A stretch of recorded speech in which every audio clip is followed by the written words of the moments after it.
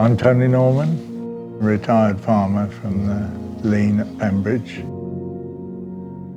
I've been a tree warden for the parish for nearly 40 years. And one day somebody rang me up to say that the Verdun Oak had been damaged in the storm. So I got straight up there to have a look at the tree. The tree was all over the floor, and the stump was left in the middle. I looked at it that night, and for some reason I thought of this poem that I'd read years ago. It was a poem by Siegfried Sassoon, who had himself fought in the First World War. It says, "I knew a simple soldier boy who grinned at life in empty joy, slept soundly through the lonesome dark and whistled early at the lark." Well, I was thinking, there must have been boys like that went from this village off to war. From that initial thought, the project crystallised really, and we eventually finished up with talking to Ed Elliott. So I'm Ed Elliott, artist and sculptor based near Ledbury in Herefordshire. The original idea for the piece came from Tony's sort of conception of it and a poem that inspired him, and he had that conversation with me and gave me the poem. And then actually it was taking those thoughts and trying to come up with a bit of a story for what the tree represents. So it was like an initial assessment of what the tree was. It split in a storm down the original trunk, so it was still rooted on the side of the road but unsafe, so they'd removed the branches. The trunk seemed okay to use for a piece of sculpture, so we started the plans from that point. Ed was very clever to take on the elements of the tree trunk that was left, that had been split in half. It had 3 branches, and he took on board the elements of the poem that I read. So it started for me looking at what the tree has. So with the 3 primary branches, I was looking at 3 primary figures to be represented for the story. So originally having the story of the poem with like a countryman from the village or from a rural place, that works really well. But I wanted to represent like the split of the tree being kind of like before and after war or conflict. So you have like a countryman looking down at the land where he's from, like holding a fork that turns to roots and goes into where the tree grew, so like a bit of spirit of place. Arm in arm with his beloved wife or possibly sister or mother, representing that bond of community really. And then the soldier, separated from the couple with the split, is solitary looking out at the village with the very iconic Brodie Tommy helmet.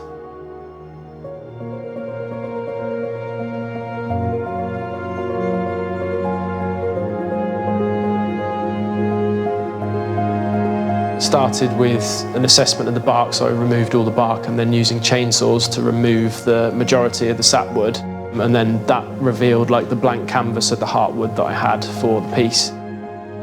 And then really starting with chainsaws and like aggressive power tools to rough out the sort of basic design, like the basic form, and then refine the details from there with lots of different power tools and hand tools and lots of different sort of specialist wood carving equipment that I have collected over the years.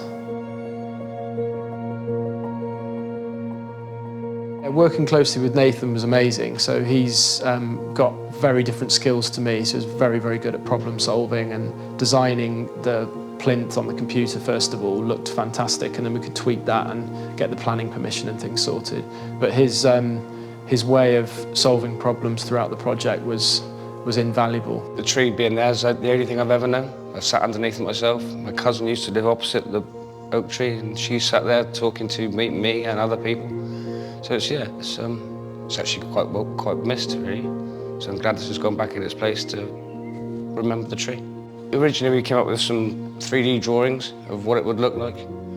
There's a few different options, one out of wood, one out of stone, and I think the committee and myself and Tony and Ed both set on the one we've got now, which is just a stone plinth on a pedestal.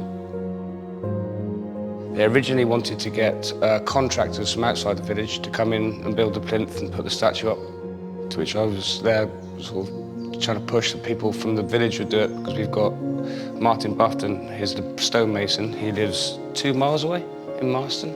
There's George the blacksmith, who's done all the work in the metalwork.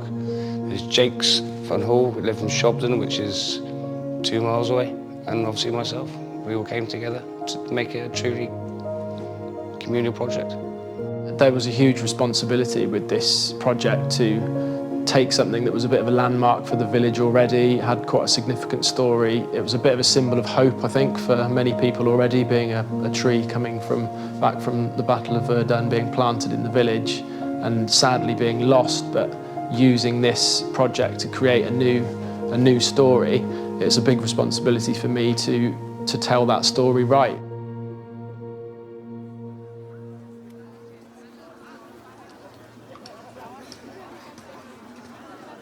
It'll be a landmark in Herefordshire. It'll be a landmark on the black and white trail.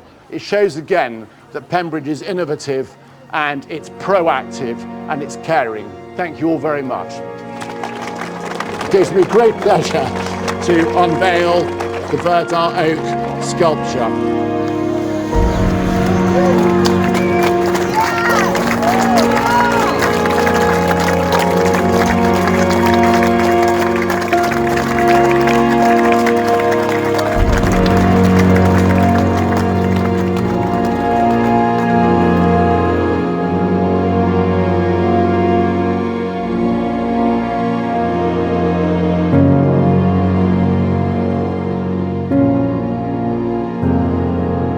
I think the sculpture is a really remarkable combination of things. It can only be a memory of those who fought in the war, particularly those from Pembridge who perished in the war, but I think it goes a stage beyond that. I think by the virtue of the fact it was a tree from Verdun, which was then came to the end of its life, and it's sort of been recreated. It shows the resilience of this community and the caringness of this community. I hope it will bring people to Pembridge and they will spend their money in the shops and businesses and everyone will benefit. And I think it's going to be a landmark for Pembridge and a landmark for the whole of the county. Well, it's the future of what's going to be left of the Verdun Oak tree, made into a statue where people can come and see how it originated. I think it will always be a thought-provoking piece of art. You can see little different things in it. Everyone will have their own different interpretation, but the poignancy of the young girl, whether she's a wife or a mother, with the letter, she clearly received some bad news. That is always going to have a message for people. I think it's going to be a very big thing for the black and white trail. People love coming to Herefordshire, and this is going to be one of the big attractions.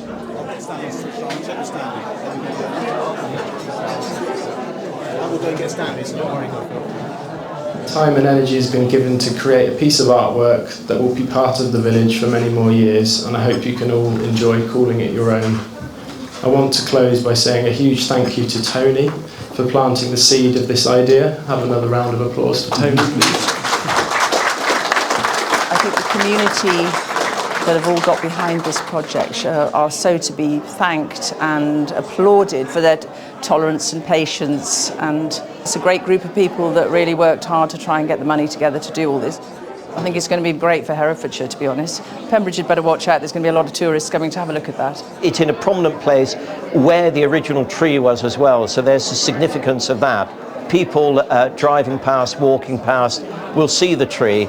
Hopefully they will understand the significance of it. This is a very strong community. I've been very proud to represent this community for several decades, and I'm very proud of what they can achieve. And I think this again shows what can be achieved with good ideas and working together as a team. And it's something that can help us again celebrate our heritage and our tourism industry, which is so important to our overall economy and many other businesses in the county. And I think it's going to be something that the community is going to be very proud of. And I think we can show it off with real enthusiasm to the rest of the county and the rest of the country as well. It's beautiful. It was absolutely stunning piece of work. Actually, I think it was the buttons that did it. The buttons on the sculpture are a triumph of a touch, I think. Well, it just made it all so much more real. The organising committee spoke to me and they decided that they wanted buttons from the regiments of all the men that were named on the war memorial. They managed to get buttons from every regiment that was named on there, and First World War buttons as well, which in some cases now are quite rare. But there was one button from the Herefordshire Regiment, so I took a mould of that button and cast it into bronze, so there's two, and then the primary pockets on the uniform has the Herefordshire Regiment to symbolise the county that the piece is in and from. Finishing the piece and installing it, the plan is, because it's heartwood oak, is to leave that to weather and silver over time, so it will really look its best after that time. So the first 2 to 3 years it might not look its best as the wood and the oak is starting to silver and weather in the elements, but as soon as it's taken hold and it's got a bit of surface depth and history to it, it's going to look better and better as the years go on. A few years before, there had been a huge fall of acorns from that tree, and I found somewhere where these trees could go in an avenue, and we planted one tree for each man on the war memorial. Well, they can easily last another 100 years. Maybe somebody will take some acorns off them one day.